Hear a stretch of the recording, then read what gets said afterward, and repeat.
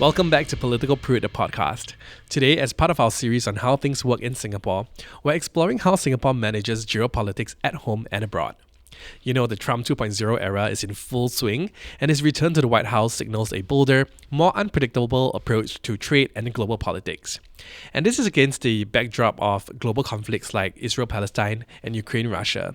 So how should we view all of this from the Singapore lens? Law and Home Affairs Minister K.Shanmugam. Minister K.Shanmugam. Minister Shanmugam, when we take a step back and look at how young people react to global issues, we immediately turn to social media to express our opinions, right? And I feel like a lot of us are still saying, I don't feel heard. First of all, there is no problem with expressing views which are politically sensitive. How sustainable is the government's stance of not taking sides in an increasingly polarized world? Several members have asked about the impact of the tariffs on Singapore. The consequences extend far beyond economics. More and more countries are turning away from win-win cooperation and deeper integration.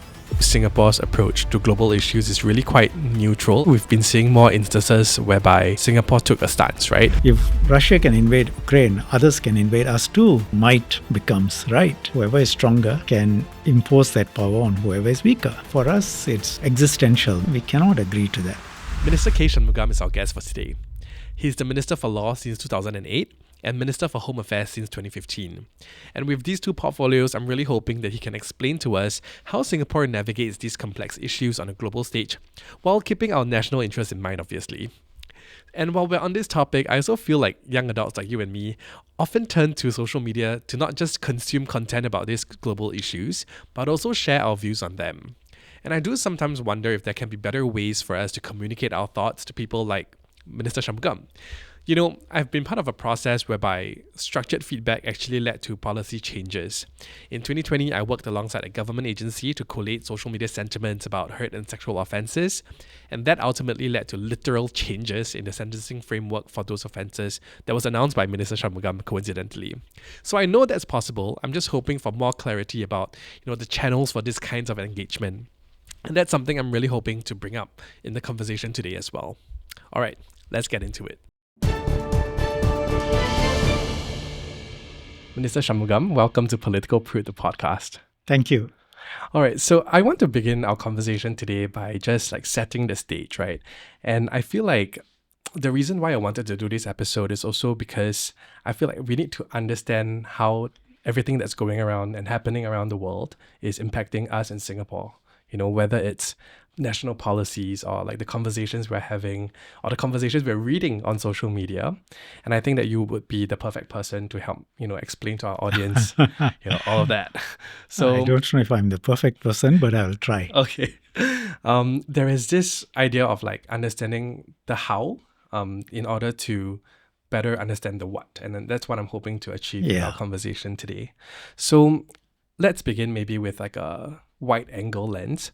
I think there's a lot of things happening in the world today, right? Obviously, there is a new leader in the US. There's also, the conflicts happening in Ukraine and Gaza. How do you view the current geopolitical climate? Okay. Let's first ask ourselves, why does it matter to us, right? That's the first question. Yeah. Why should you even be thinking about it? Very simple point. Think of Singapore. How small we are. What happens outside? Does it have an impact on us?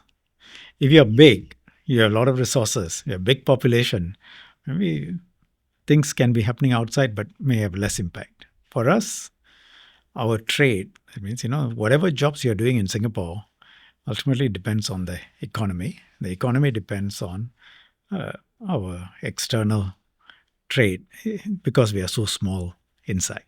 So our external trade is 3 times the size of our economy. And the external economy of Singapore is 3 times the internal economy. So just imagine if something happens externally, what the impact on Singapore will be threefold. Right.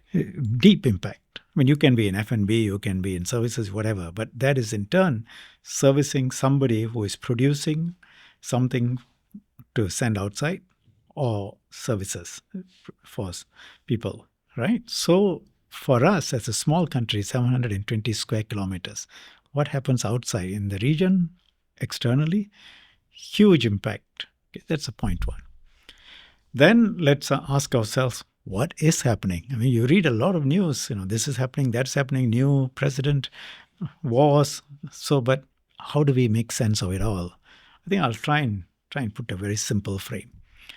The world as we see it today, basically was structured after the Second World War, 1945 onwards. After that, the winners in that war, but primarily the US, started setting out an architecture, a world architecture, setting up the United Nations, setting up various from the World Bank and so on.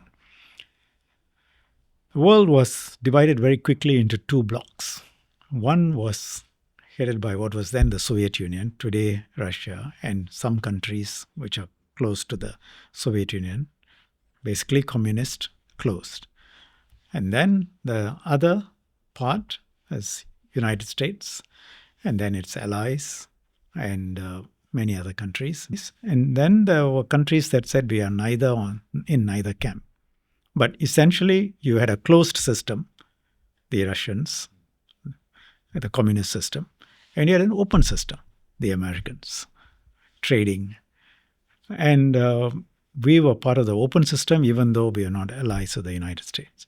Now, what happened in this open system?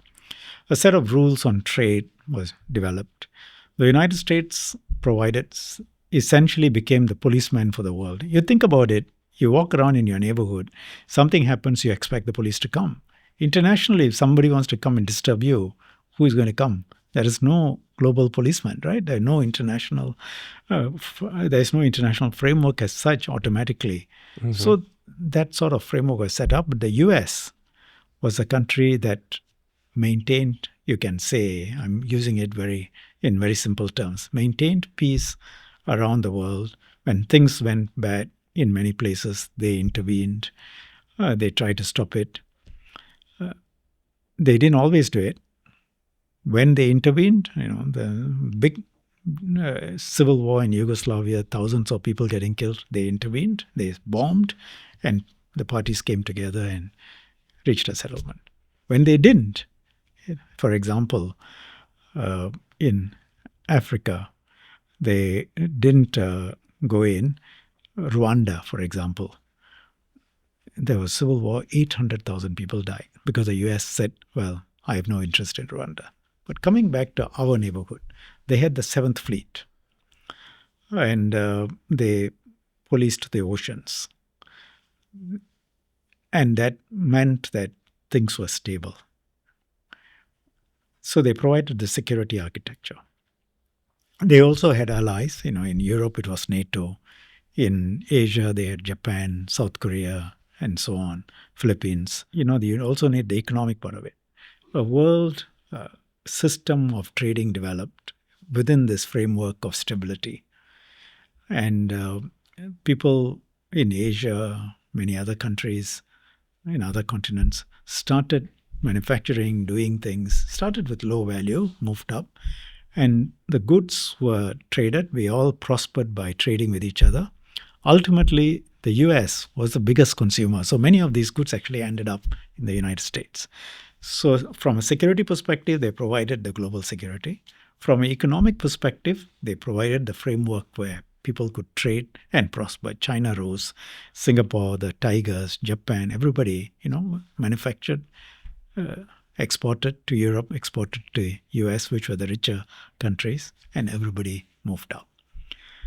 That stable architecture with open trading, open economy is now under challenge because the new administration that has come in the United States under President Trump is saying, hey guys, why should I be paying for all of this? Why should I be providing for your security? I'm becoming the policeman, but who is paying my wages? It's the tax that Americans pay. So why should I care what happens to you unless I get something in return? So, for example, in Europe, they are saying, why should we have NATO? Why shouldn't the European countries pay more for their own defense? And there are arguments both ways. Some people will say US benefits too. So in Asia, likewise, they may say, look, why do I need to do what I'm doing? what is there in this for the United States? So now the security architecture is a big question mark. Now, what is the consequence? So always ask what's the consequence. Consequence is that if you don't have a framework of international rules which can be enforced or somebody to sort of maintain it, then it really becomes whoever is stronger can impose that power on whoever is weaker. And usually smaller countries are more at risk in such a situation, right? Might becomes right. So that's the first consequence. The second consequence is that the allies of the United States, like Japan and South Korea, will now start saying, maybe when something happens, the US may not come and help. So they have some disputes. At least Japan has some disputes with China. India has some disputes with China. China has some territorial issues with some of the countries in Southeast Asia. And then some of the other countries have disputes between themselves, for example, Japan and South Korea. But everyone will start saying, and even in Southeast Asian countries, some of the borders are not settled. Everyone will start saying, I better bulk up, I better increase my military spending. So you will see more military spending. Japan, South Korea, countries that can go nuclear will start saying, should I go nuclear? Because, my opponent has nuclear weapons and I don't have the United States to come and help me. So imagine a situation where countries in this region spend more on military, some of them go nuclear. You get a very unstable situation where things can go wrong. Then on the economic side, you have the new administration saying that America has been taken advantage of and they're imposing tariffs. Started with their very close countries, Mexico in the south, Canada in the north. Now they imposed tariffs on China and China will impose tariffs back. The president is talking about more tariffs on Europe. So everywhere tariffs. What does this bring to mind? It brings to mind the situation before the Second World War, when the United States imposed tariffs on imports into the US. And then there were counter tariffs imposed by others. As a result, the world economy was badly affected. There was depression. And then the US also imposed restrictions on export of raw material to Japan. And all of this led Japan, for example, invaded Southeast Asia for raw materials. But the Great Depression, thousands, millions of people being affected, all of this happened. I'm not saying exactly the same thing will happen now. We at least know what happened then, and we have the ability to try and avoid it. But some of the conditions are similar. And the risks have gone up on the economic side as well as on the security side. So that's how I would say that the situation has changed substantially. It's going to require a lot of wisdom to handle it. I mean, I can see from the US perspective why they feel that, hey, look, we need to restructure some of these things. It is the task of others to explain to them that the US also benefits from this. If they understand that they benefit and from this system, I think they will look at it differently.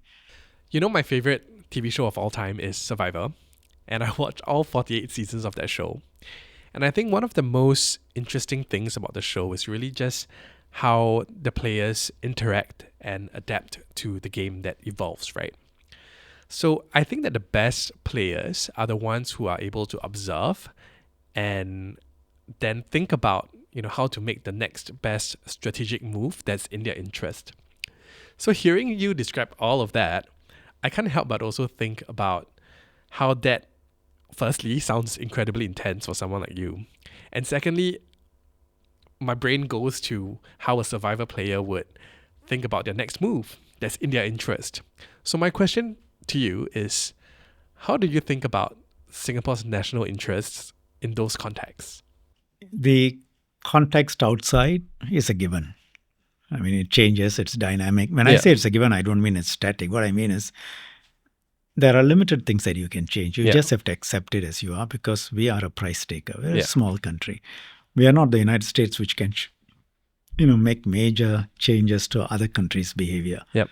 We have some power, but, size in this case means that we need to be very clear about where we stand and realize that many things are happening. Many of those things are outside our control. So how do you survive and prosper in this context? Internally, you have to be strong. You have to have a strong economy. You have to have the right framework. You need to have a strong defense force, and you need to have people who are capable of accessing the modern economy. Otherwise, you won't be successful. But as long as internally you are united and coherent and clear, then externally, managing your relations is an interplay of two things. One, defining your national interests clearly and carefully. National interest, there's personal interest. So if you look at it as national interest, the two are different. Personal interest is what I want. Mm-hmm. National interest is you cannot bring in your own emotions, how I feel about things. It is a group of people, your citizens, what is in the interest of the majority of your citizens. And that can be very different when you look at it like that from what you might like to do or might not like to do. Mm-hmm. When you have to do things in the interest of the majority, what is right for them, right? And then I would say it's enlightened self-interest. It's not only what my citizens want. It's not only what my citizens' interests are. We are dealing with countries. Others are not, others have their interests too. And we have to have a system where there is fairness, and we have to realize what others want and have to have something where we don't give up our core interest while, engaging in a give and take kind of situation, right? That's what negotiations are about. They can't lose everything, we can't lose everything, but each might have to give something up. But we do it in a way that protects our core interests, enlightened self-interest. You must also remember that others have their interests. The second aspect of it, I said there are two parts to it, is international rules and laws. Your actions, as a small country, we say not just us, but everyone should try and conform to international rules and laws. And it's in our interest, because if people conform to rules and laws, then there will be less violence internationally. There will be less of invasions and so on. And that benefits smaller countries. So structuring your relationship is trying to create these conditions, speaking up about it, being an active member in the United Nations, creating a framework for ourselves within the region and outside of the region, both on the security aspects and on the economic aspects, and being agile, both being smart, tough, and agile. You need all of these factors. For many of us, how we view Singapore's approach to global issues is really quite neutral. I think that's the word that most of us would use. But recently, we've been seeing more instances whereby Singapore took a stance, right? Whether it's imposing sanctions on Russia due to the Ukrainian invasion, or making statements about Israel-Hamas. So these seem very rare, to me at least, and suggest that we might not be as neutral as before. Is that a fair assessment to make? Not quite. Okay. We have always been quite activist in our international relations. We play a very active role. I was a former foreign minister more than 10 years ago. Mm-hmm. We play a very active role in the United Nations, deliberately so, because, as I said, as a small country, the international rules-based order is very important for us. So we try and make sure there is a global architecture of rules. People comply with them. So when the United States invaded Grenada, small country near the US, we voted against the United States. Okay. So we took a stand. That's why when Russia invades Ukraine, for us it's existential, meaning if Russia can invade Ukraine, others can invade us too. Big country invading small countries, we cannot agree to that. Right. It's existential. It's a fundamental sacred principle. You don't send your armies across a border for no reason, or at least, if it's not in self-defense, and we don't see any reason for any context of self-defense. So that's why we took a strong stand on Russia's invasion of Ukraine. We can't influence either Russia or Ukraine, but we can make our position known, and we do so in the context earlier, I talked to you about the dynamic interplay between enlightened self-interest and international law. Enlightened self-interest is I don't want countries invading other countries. Yeah. Because if I keep quiet there, next time somebody else can invade me and people will keep quiet too. Yeah. So it's in my interest to speak up about it and try and do something. Second, it is also within the framework of international law, because in our view, such an invasion is contrary to international law. So we speak up. We know our limitations and we work within our limitations for an activist foreign policy by engaging countries. So, our security ultimately depends on ourselves. So we know we need a very strong SAF. And we do have a very strong SAF. So people will think many times before they consider attacking us. But you don't rely on the SAF for every issue.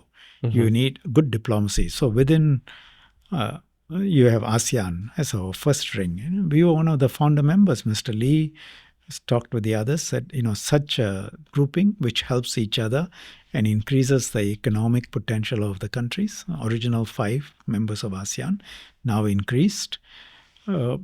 That's the first line. Within the diplomatic ring, we have very close relationships. We try and do things together economically, culturally, in many ways.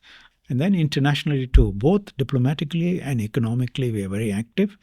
We try and put forward our views. We are taken seriously because we do what we say we will do. We don't overpromise, underdeliver. We usually underpromise and overdeliver. We have straight relationships where people know that what we say is what we mean.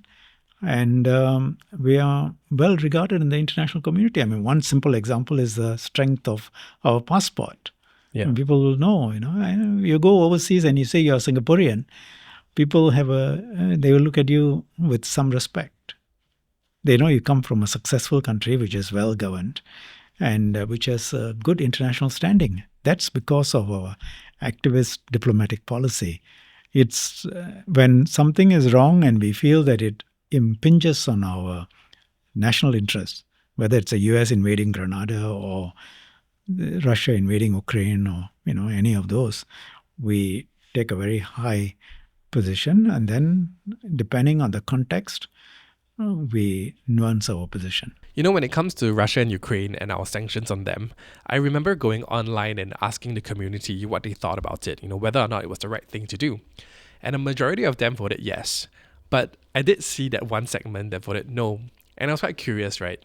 So I asked them, why did you say no? And I think one of the more prominent replies that I got was really that they felt that we would be poking the bear, and they felt like it was a risk to be making an enemy out of a larger country. So my question really is, when it comes to taking a stance against larger countries, isn't that kind of like a risk? Of course there is. There is a risk. Russia is said to have created a blacklist of countries that were against Russia.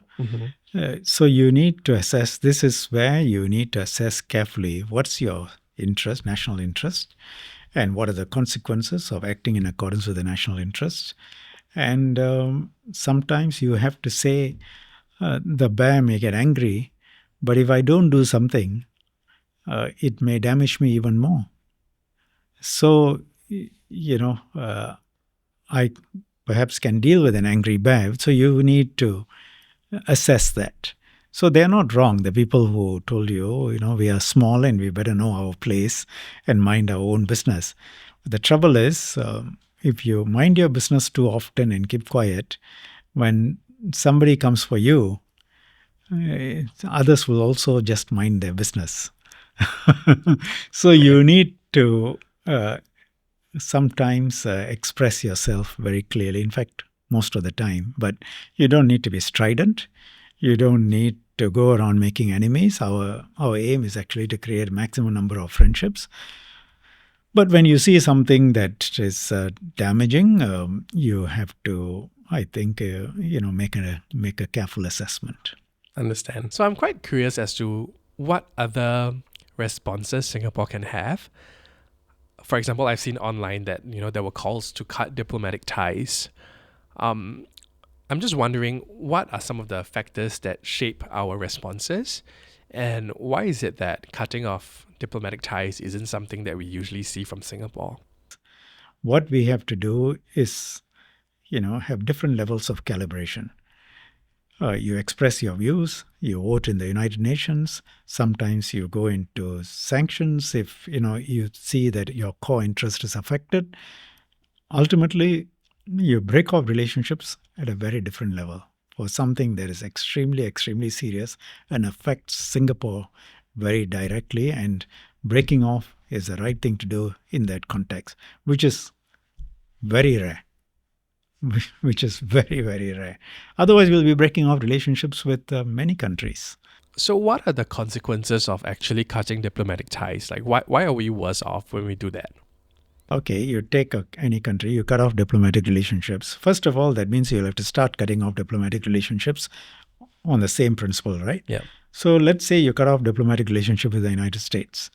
Many of our weapon systems come from the US. So where are you going to get them from, for a start? Secondly, do you continue with economic relationships? That sounds hypocritical, but a huge amount of investment into Singapore comes from the United States, our own jobs. So do you carry on with those? Some people say we boycott McDonald's. Okay, but you're going to boycott the iPhone, you're going to boycott Windows operating systems, you want to boycott software. You tell all of the Americans here, we don't want your investments, go back. And if you lose hundreds of thousands of jobs, all the banks and financial institutions, your international system, and then what is our economy going to be based on? What about all our exports? As I said just now, if you take Syria, France, UK, US, you want to cut off ties with all of them? What do you think are the consequences? Or do you say, okay, if it's economically important to me, I won't cut off. But if it's not economically important, then I cut off. That's not a principled foreign policy, I think. Yeah. We'll get back to the conversation shortly, but it would mean the world to us if you could leave Political Prude, the podcast, a 5-star rating on Spotify or Apple Podcasts. And if you're watching on YouTube, hit the thumbs up. It takes 2 seconds, but it actually makes a huge difference in getting more people to discover these episodes and conversations. All right, let's get back into it. When we take a step back and look at how young people react to global issues or any issues for that matter, I think one defining trait about our generation is that we immediately turn to social media to express our opinions, right? And it's very interesting to watch because on one hand, you have so many people sharing their opinions online. And on the other hand, I feel like a lot of us are still saying things like, I don't feel heard. And I think that's quite like a paradox. So I'm just wondering, are there ways in which we can reassure young Singaporeans that there are indeed open and constructive channels in which they can honestly share their opinions and feedback, even if, it's politically sensitive topics? First of all, there is no problem with expressing views which are politically sensitive. I can understand many people want to be heard. There's a democratization of, the possibility of expressing viewpoints. And they want to say, I have these views, I want to be heard. And governments have been changing, and they have to continue to change to move from the traditional to really get into finding out viewpoints at a retail level. Different people have different viewpoints. How do you get those views? It's impossible for governments to be looking at every single viewpoint expressed by every single person. It's just not humanly possible. Governments are not structured and set up for that. So you still need a mechanism where viewpoints are collected and then to be dealt with. And so we need to set up more channeling points where people can, but if we can set up different channels where the views can be expressed, unfiltered, and then it comes channeled together on topics, graded, and we try and do those things. So it's also partly that maybe you haven't done a good enough job in explaining to people what these channels are. They have plenty of channels. And people will have to go and say, okay, there is reach. When you go to reach, you can give your feedback. You can go for focused discussions for ministers, office holders, civil servants. They come, they talk on various issues. Okay, that happens. Or some people say, that's government structured. I don't want to go there. I want to give my feedback in some way. Then you got to find a way. But at the constituency level, town halls are held. At industry level, different industries, we talk to different people and they come and they give their feedback, but it's specific to industry. Individuals will have to send it to feedback or reach or, feedback was... And the local grassroots are also points where you can give your feedback. So there are many channels. It's a question of, finding the right one. I actually really appreciate hearing that from you, because I think that more can be done to, listen to the opinions on the ground. And I also don't think that it's all on the government. I do feel like, there's a responsibility on us as well to find the correct channels to also give you our opinions and feedback. I guess why this is all something I'm thinking about is really that I have really seen both sides, I think, existing on social media, whereby, a lot of the feedback and a lot of the sentiments online that come my way as well are always very heated, very raw, unfiltered. And, when I attend things like dialogue sessions or closed door discussions, the sentiments that get relayed to people like yourself, they really feel quite sanitized, and quite different from what I see on the ground. And it's kind of something that I think about, because on one hand, you also want to be able to understand how people truly think. And on the other hand, it's but the opinions and feedback also kind of need to be constructive in order for actionable steps to be taken, Now, you see, when there is dialogue, when they hear the other side, they understand more perspectives. Yeah. And you then say, okay, I didn't realize this, I didn't realize that. It's natural. Yeah. I think where I was coming from was just more so from the perspective of an observer. It's there must be ways in which everybody can also participate and express their views also in more constructive ways. I don't know. Yeah. No, I know people, then they see something, they react, they get angry. Mm-hmm. It's natural human reaction.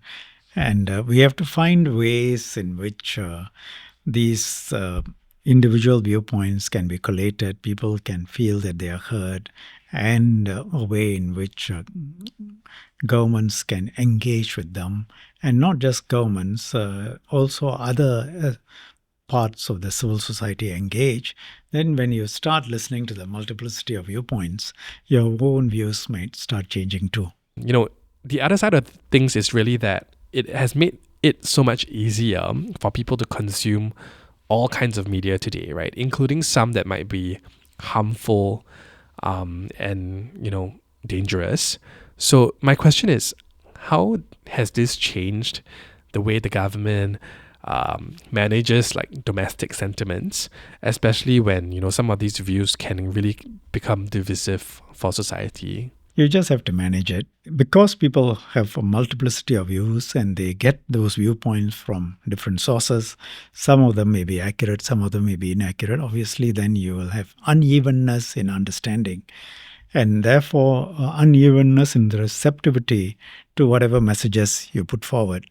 And you just have to understand the environment better. It's much more challenging. And with that different environment, you have to put out your messages as best as you can. My next question is about foreign interference, right? Which is naturally a major concern for every country, and especially for Singapore because we are navigating between larger powers. So how has this challenge changed over time? And I'm just curious, what are the measures today that we take to protect ourselves? What are ways in which it has changed? You see, we have always been the target of interest by other countries. Partly because we are small and we are multiracial, so it's possible to exploit the racial and religious divides within this country. And big powers, less big powers have all tried, and many of them have been documented. Mr. Lee has talked about how the United States tried.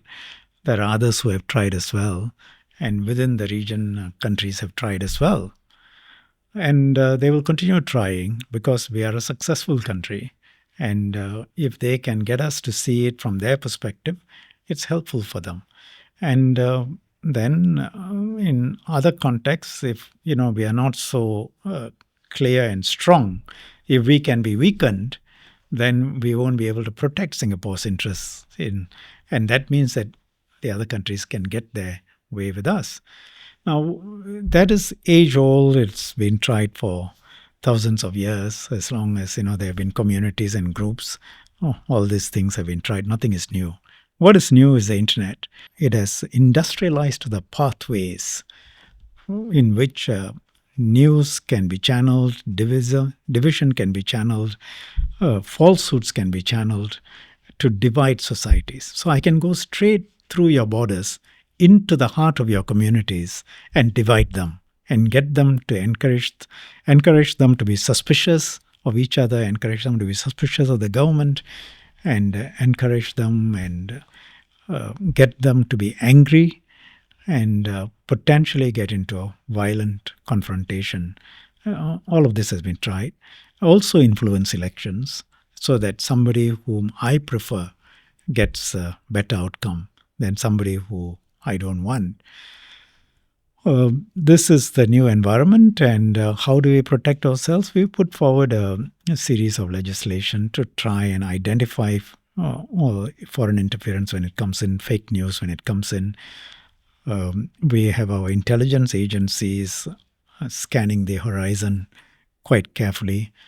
We put in place legislation called Foreign Interference Countermeasures Act, FICA, F-I-C-A. FICA allows me as a Minister for Home Affairs to issue a number of orders, including if I believe, I have reason to suspect that there is foreign interference going on, I can ask for information, I can direct certain actions. There is even the possibility of arrest in, more serious cases. So these are the ways in which we have given ourselves powers. I'm not saying these are foolproof, because the scale of the problem is vast. Whereas, government is giving itself legal powers to intervene, to scan, to monitor, to deal with it. But there have been small-scale attempts so far, but it's a question of when, not if. And we'll just have to deal with it as best as we can.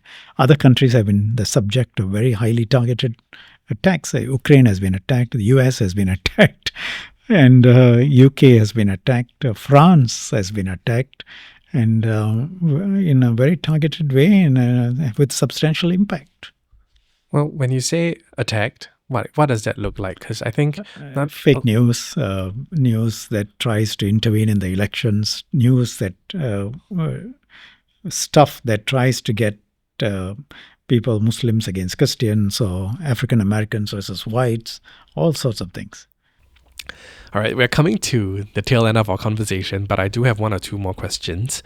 Are there any aspects of foreign policy or security decisions that's made by the government that you maybe feel like the public may sometimes misunderstand? Not because, they're hidden or whatever, but just maybe because they're not intuitive from the outside? It's not intuitive because, you see, and it's not just Singapore. Throughout the world, foreign policy is usually not on top of people's minds. People have busy lives, right? Yeah. Jobs, family, and then what time you have. You want some time for leisure, for things, friends, and so on. How much time do you have for local politics? As it is, not many people have time for even politics as such, other than to the extent that it affects their pocket and their livelihoods, right? They don't, I'm talking about generally across the world. People don't spend a lot of time thinking about, say, political issues. That politicians have to do, ministers have to do, MPs have to do, that's their job. But beyond that, if it's not your job, you will be spending most of your time in your job. Where do you have time to go go into depth into political issues? Then you talk about foreign policy. That's at even a more remote level. I mean, why people will say, why do I need to worry about foreign policy issues? Unless sometimes the issues cut through emotionally to them, then they feel about it. And so the government's positions, why sanctions are imposed on Russia, or why a certain position is taken vis-a-vis the United States or some other country or Europe or within the ASEAN region. People, if you haven't been following it closely, and if you haven't spent a lot of time thinking about what is our national interest and how our relationships are structured, what's the architecture, what happens if you remove this piece, how does it affect all the other pieces in your architecture? Because sometimes they are linked. You don't expect people ordinarily to know this, and so the people in charge have to have the ability to put it across in a way that everybody understands. It's never easy. I mean, these are among the few times where I think geopolitics has become more central in people's thinking, because everybody knows Mr. Trump. Everybody has heard the word tariffs. Everyone has heard, or seen what happened to Mr. Zelensky, and so people, without going into depth, realize that things are changing. And I think in some way they realize, as a small country, we are going to be affected by all these changes. I think that much people understand. The level to which they understand, I would say actually Singaporeans are more sophisticated than many other countries. We have to be, because we travel, much of our work and business relates to the external world. True. Yeah. Yeah. Right. So maybe just one last thing that's meant for the audience. If there was one thing that maybe they should take away from today's conversation with regards to how we approach, foreign policy, what would that be? I would say, think of the little red dot. Everyone can envisage that small, tiny little dot in a world that is changing. The picture is changing. The old stability, the certainties are gone. It's a very dynamic situation. There are tariffs. Trade relationships are being upended, thrown about. Security relationships are being upended. They are changing. Everything is sort of, in a topsy-turvy situation. So imagine it's like being in a big sea. There are super tankers, there are ocean liners, those are the huge countries. And then there are smaller ships, and then there is a small boat. The small boat is us. When the sea is calm, it's okay. When the sea is turbulent, when the winds are strong, that's now our current situation. That's the image that I would put forward. Okay, thank you so much. And thank you. With that, I'll wrap up the conversation. Appreciate you taking the time to speak with all of us. Thank you very much. Thank you. Cheers. We've explored the complexities of geopolitics and Singapore's position in what I feel is a turbulent world. And if you're curious about more behind-the-scenes workings of Singapore, check out our past episodes that are all available now as well. If you found this episode interesting, share it with a friend or even post about it. You can also find clips and updates on our socials, so let's connect there. You probably heard this many times now, but please follow and subscribe if you haven't already. I'll see you next episode.